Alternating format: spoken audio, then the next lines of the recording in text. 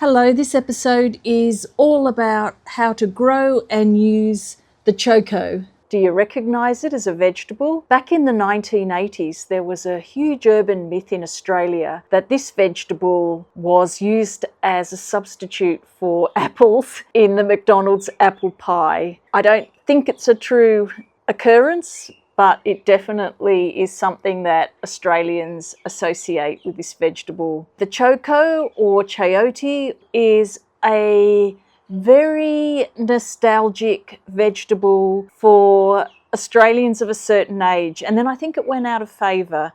So it's a plant that grows almost like the jack and the beanstalk, huge, over fences, over clotheslines, over sheds and outdoor toilets from the 60s. And it's a prolific plant. I asked a fair few friends of my generation how they remember eating this vegetable, and they all said boiled and it wasn't very nice. Yet there's still that nostalgia in it. However, with the growth of multiculturalism and also perhaps a more sophisticated culinary palate, the choko's having a second wind and it's becoming of great interest. You'll start seeing in modern cookbooks chapters related to how to use it. Later, I'll show you my attempts on replicating the 1980s style McDonald's apple pie using apples and choko, but first let's start growing. So the best way to grow this vegetable is to get it to sprout from a single fruit. The plant does grow by cutting, but this is definitely the easiest way to propagate the choko.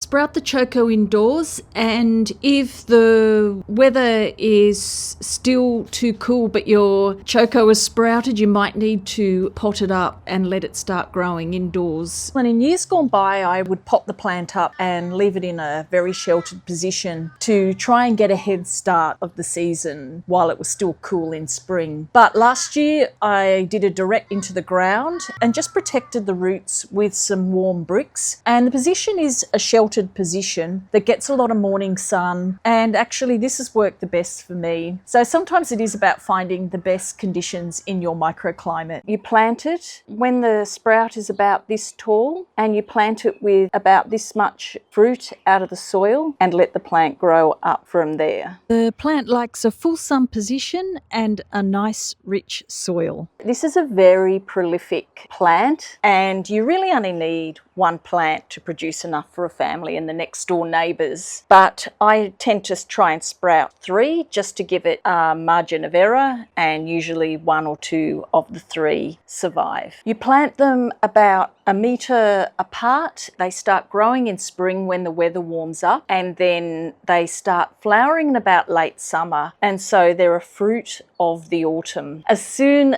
as the frosts happen and the temperature plummets, the plant stops producing fruit and the leaves start dying off and the plant dies back. And if it's a warm enough winter, you can look where you've cut the plant back, look after that space, and it could re-sprout. I think my winters are just a little bit too cold. If you find your choko plant is getting a bit out of hand, growing too far, too fast, it does respond okay to pruning, and just really cut back the unwanted branches back to the node. I don't tend to fertilise these very much. This is a very hardy plant and fertilising's not a big issue. If you are needing to fertilise, citrus food works really well. Well-rotted compost and well-rotted chook poo is also well received. Harvest when the fruit is about 5 to 7 centimetres. You can keep them indoors for a week or 2. In the fridge, they keep nice and fresh for about that long, but after that they start to go downhill, and they're no good to freeze. They go very mushy after being frozen. This wonderful pear-shaped fruit is of the zucchini, marrow family, pumpkin family. So when eating your choko, peel the skin. It's also worth knowing when you're peeling the skin that the flesh is wet and sappy and a little unpleasant to the skin. Some people are actually a bit allergic to it, so maybe just wash your hands after it. Yeah. And sometimes the fruit can also have the odd spike on it. But aside from that, there's no issues. I think the true value of this fruit is in its ability to absorb flavour. Perhaps the most simplest way to get started is to have a go at roasting. It tastes delicious when caramelised. I used to cut the seed out, but I hear that you can also roast the seed and it has a nice, fresh, nutty flavour. I also like stir frying it. When I was making my last curry leaf video, these were coming on as well, and I spent a good deal of time stir frying these with curry leaf and curry spices and having it with egg. I think I ate it for breakfast for quite some time.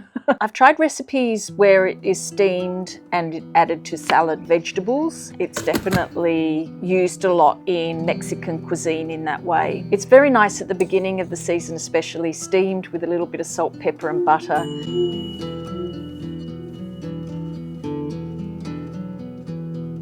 And the tender young shoots of the vine are also edible. They're good in stir fries. With the McDonald's apple pie, I just found a recipe off the internet to give it a go, and it was surprisingly delicious. And so for my first attempt, I used an air fryer. The pastry wasn't quite how I remember it. Back in the 80s, the pastry of the pie was blistery and a little bit crispy and oily, and I think because it was deep fried. And my second attempt, I've done a deep fry, and let's see what the difference is. The Choko is a great addition to any apple pie. It tastes like the flavours around it, and so you don't go, oh, Choko in there, but it adds to the health of what you're eating. So I didn't use any sugar. I used monk fruit as a substitute. In addition to this pie being sugar-free, it also has the advantage of a serving of vegetable in the Choko plant as part of it. So it's a slightly healthier version, although being deep fried, it might negate some of that. And I do read that the Choko plant is beneficial to people with diabetes in that it has some sort of properties of blood sugar control. The Choko is very healthy. It contains a lot of vitamins and minerals, folates, magnesium, and also there is some claim towards it reducing the visible signs of aging. So well worth growing in your garden. It's not a cheap plant to buy in the shops. A very low maintenance plant throughout the season. Very unaffected by predators really. I only saw a couple of my fruits get snaffled by the wildlife, but mainly they were intact. They're quite invisible to the eye. So low maintenance, low care, prolific and anti-aging. What more could you want?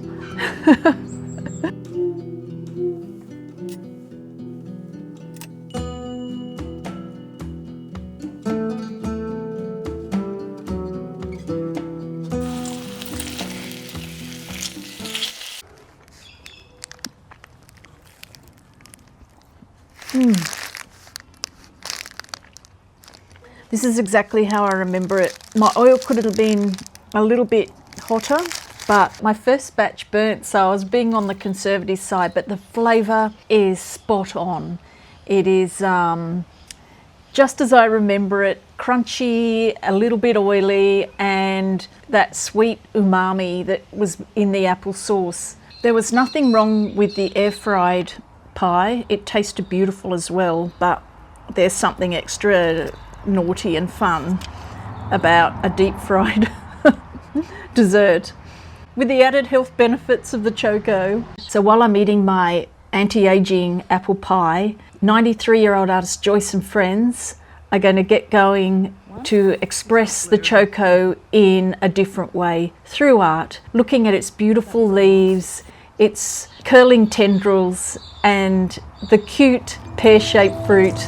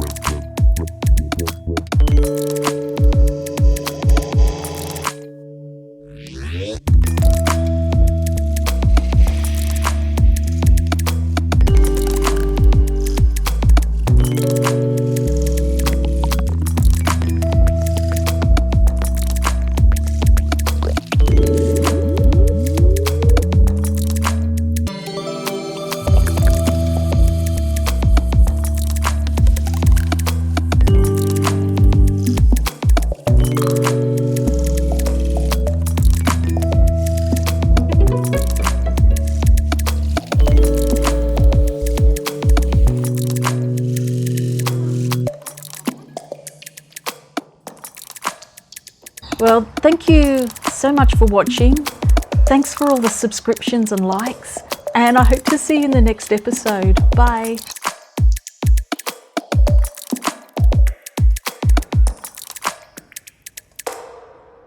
How's that, huh?